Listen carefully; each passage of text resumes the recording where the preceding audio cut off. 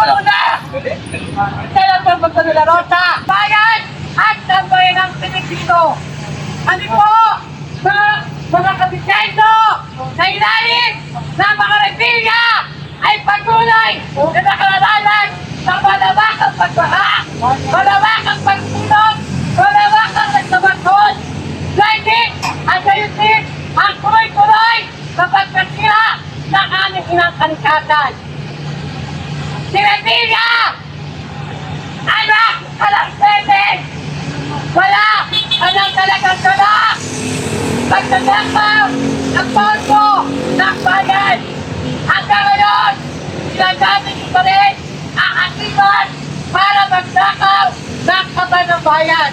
Hanggang ngayon, ay patuloy pa rin na hindi nakukulong si Rebilla, si Paul Rebilla, na hanggang ngayon ay hindi pa nakukulong sa sakot ng Flood Control Project. Bakit galit na galit? Lalo sa mga Bacoleno na narinig pa ngayong baga. Dahil ang comfort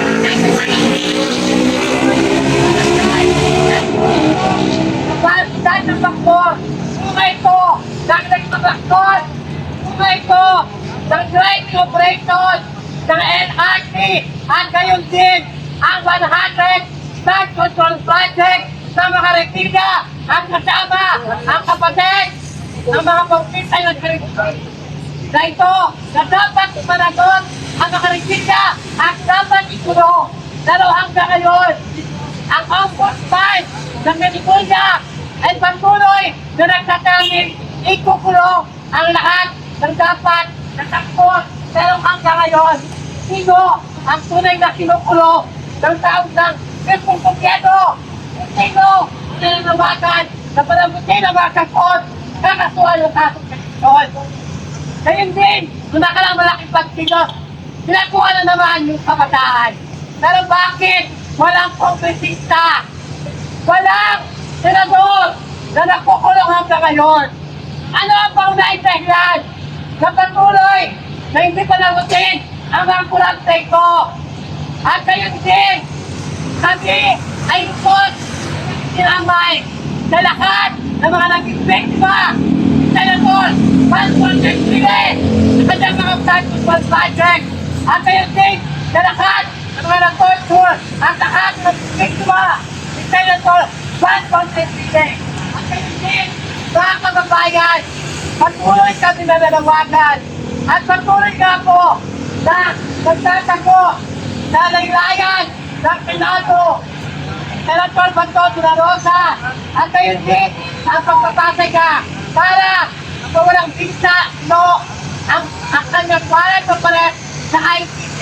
Mga kababayan, hindi na papayag ang mga kabisendo. Dahil sa po, ang pangunahing hente noon, nung panahon ng Flood Control Project, nung panahon ng Abitan di Massacre. Isa po, na naging biktima ang aming Secretary General ng bayan kung hanggang sa makabayan kasi may mga bahan at sasol. So ngayon, ay patuloy na nag-aalam ng balista. Nananawagan po kami na ikulong na ngayon na ICC ang pagsagal na noon ng pinag-isa ng Senator Bato de la Rosa ay dapat managot at dapat kahasilan tangkot ng dating anti-masakit ay dapat managot at dapat ikulong na yan! Ikulong na! Senator Bato de la Rosa at lahat ng makasakot ang pagsanakaw ng pondo ng bayan.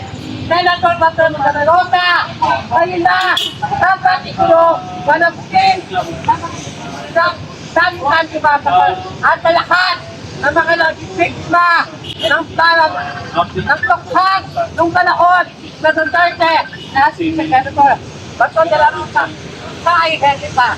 At ngayon ay lumalaban! Magbabatang mga kabayan! Magbabatang lumalaban! Magbabatang! Mga kasama, kaya ho, merong rally, dahil may mga kilos puti nila dahil niyuyurang po mismo ng Estado, ng gobyerno, at mga garapan sa mga kronis nito, pati militar, ang mamamayan mismo.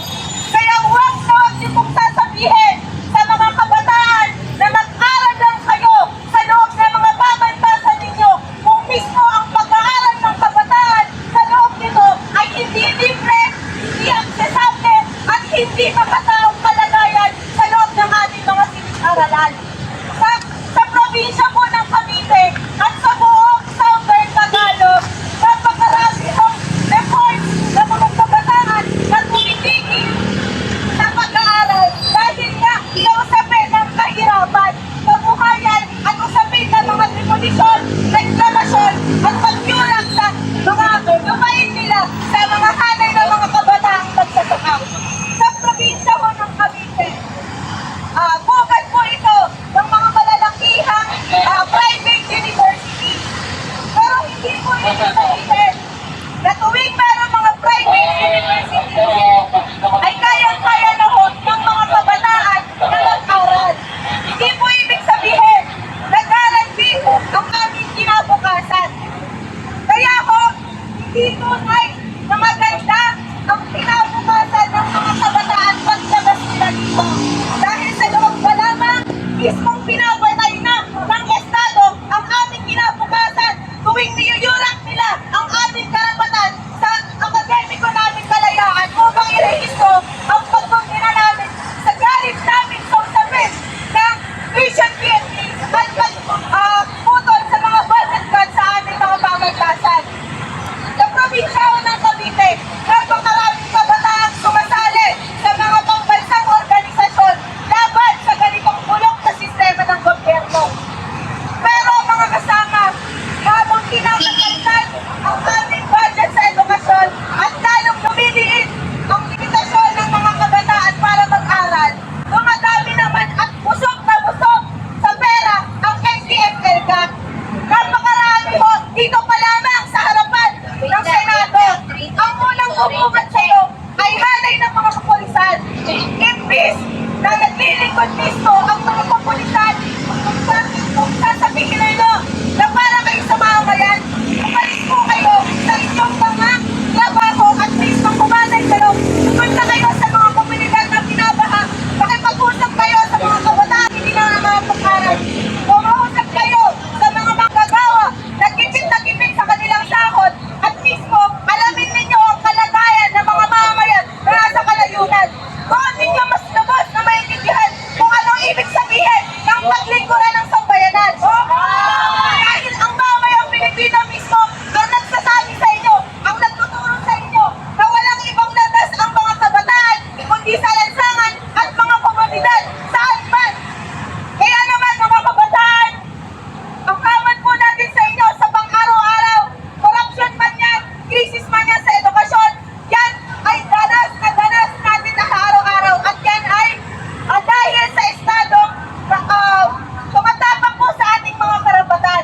Kaya naman walang ibang pag-aaral, walang ibang dapat eskwelahan kundi ang mga kabataan, kundi sa labas nito, sa lansangan, kasama mga magsasaka, manggagawa, maralit ang lungsod, at higit sa lalo, mula kalinsuran hanggang kalayunan, kasama ang pambansa demokratikong kilusan ng mamayang Pilipino tungo sa tunay na pagbabago na hindi kailanman mangyayari sa ganitong kabulok na sistema.